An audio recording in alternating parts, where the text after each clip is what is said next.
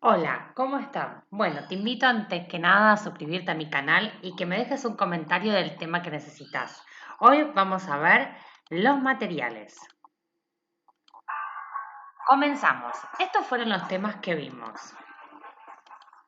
Los materiales tienen características, propiedades, estado de agregación y tiene partículas.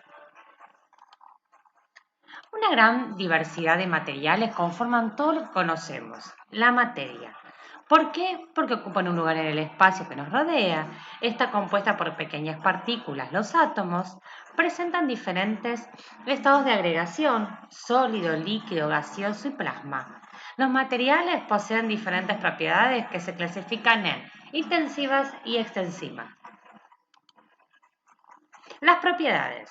Las extensivas son aquellas que no dependen del tipo de material, sino que varían según la cantidad de materia. Peso, masa, volumen. Por ejemplo, si yo tengo un pedacito de papel o un pedacito de madera y lo voy fraccionando, lo voy cortando, va a variar su peso, su masa y su volumen. Ahora, las propiedades intensivas no dependen de la cantidad de materia. ¿Qué significa esto? Que ese pedacito de papel o ese pedacito de madera o un pedacito de limón va a tener las mismas características. ¿Qué significa? Que va a tener el mismo olor, el mismo sabor, el color, el brillo. Por ejemplo, estos caracteres se llaman organolépticos. Lo vamos a poder identificar con los sentidos, de la vista, del tacto, el olfato, el gusto.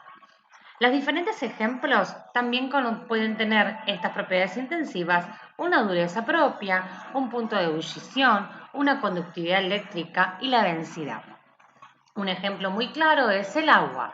El agua, cualquier cantidad que yo posea de agua, va a su punto de ebullición, que entre comillas es cuando hierve, va a ser de 100 grados. El alcohol va a ser de 85 más aproximadamente cuando llega al punto de ebullición.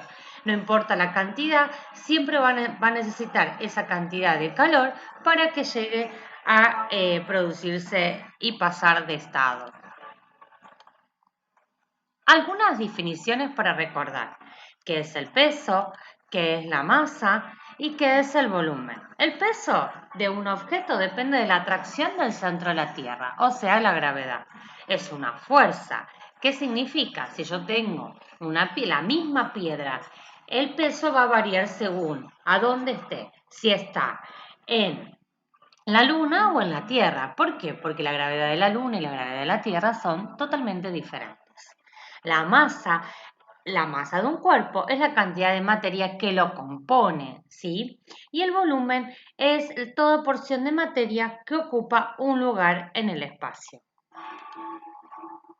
Los estados de agregación van a ser sólidos, líquidos, gaseoso y plasma. ¿Cuáles van a ser las diferencias? Bueno, acá podemos ir detalladamente, lo tenemos diferenciado. El sólido tiene forma y volumen propio. Se puede formar, pero no se puede comprimir. Los líquidos tienen un volumen definido, pero no tienen forma propia. Esto significa que si yo tengo una cantidad determinada de agua y lo pongo en un recipiente redondo o lo pongo en un recipiente cuadrado o rectangular, va a tomar esa forma.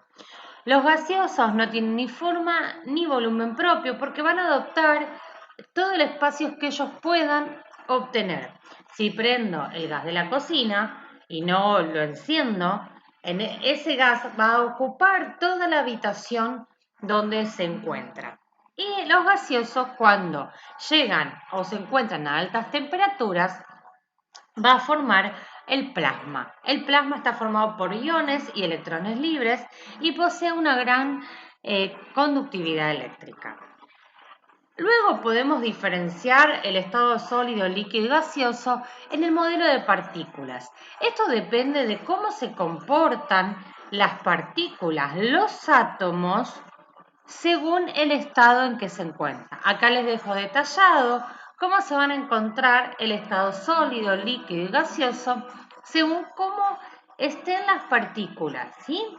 Por ejemplo, en el estado sólido las partículas se encuentran en posiciones fijas y muy juntas y así sucesivamente. Después lo van a leer tranquilos para poder comprenderlo.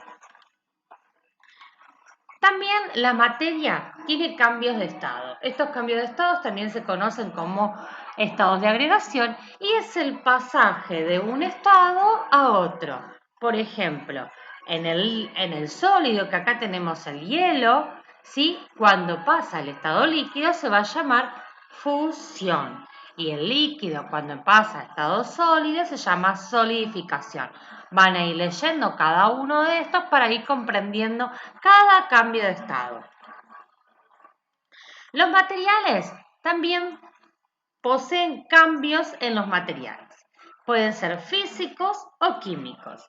Los cambios físicos son aquellos que el material pueden cambiar su estado de agregación, pasar de sólido, líquido, gaseoso, y son reversibles. Esto significa que puede volver a su estado original. Por ejemplo, si yo tengo helado, ¿sí? El helado de frutilla va a estar en estado sólido. Si yo lo dejo derretir, ese helado va a pasar a un estado líquido. Ahora, ¿sigue siendo helado? Exacto, eso es lo que yo me tengo que preguntar cuando analizo los cambios físicos o químicos. Ahora, un cambio químico es aquel cual el material se transforma en otros diferentes a la sustancia original y son irreversibles. Un ejemplo de esto sería si yo tengo un pedacito de papel y lo prendo fuego, ¿sí? No vuelve a ser papel, cambia totalmente su composición química.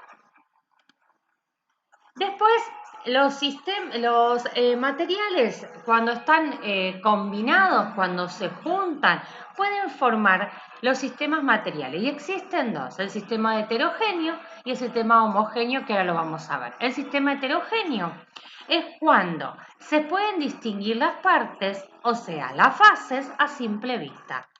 Nosotros vamos a tener, en este caso, aceite y agua, y podemos distinguir las dos partes, las dos fases. Y también vamos a tener que analizar los componentes. Acá vamos a tener dos fases, porque son las dos partes que yo puedo ver en este sistema que estoy analizando, y dos componentes. Tenemos aceite y agua. Podemos tener otro ejemplo en este caso. Podemos tener aceite, agua y alcohol. Acá el agua y el alcohol se van a mezclar, no los voy a poder distinguir. Voy a tener dos partes, pero a su vez voy a tener tres componentes, el aceite, el agua y el alcohol. No está anotado acá, pero les doy otro ejemplo.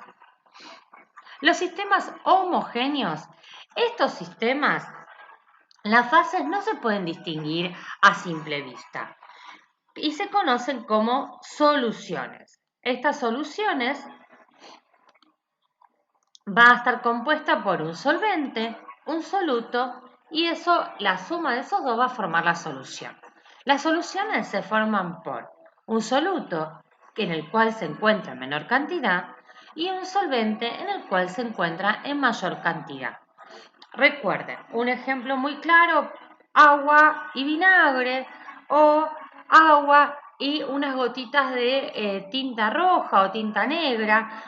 El solvente va a ser el agua, el soluto va a ser la tinta. Cuando se mezcla todo eso, yo no voy a poder diferenciar las cantidades que hay. Si tengo agua y alcohol, uno va a estar en mayor cantidad, otro va a estar en menor cantidad y no voy a poder diferenciarlos. Bueno, espero que les haya servido. Muchas gracias.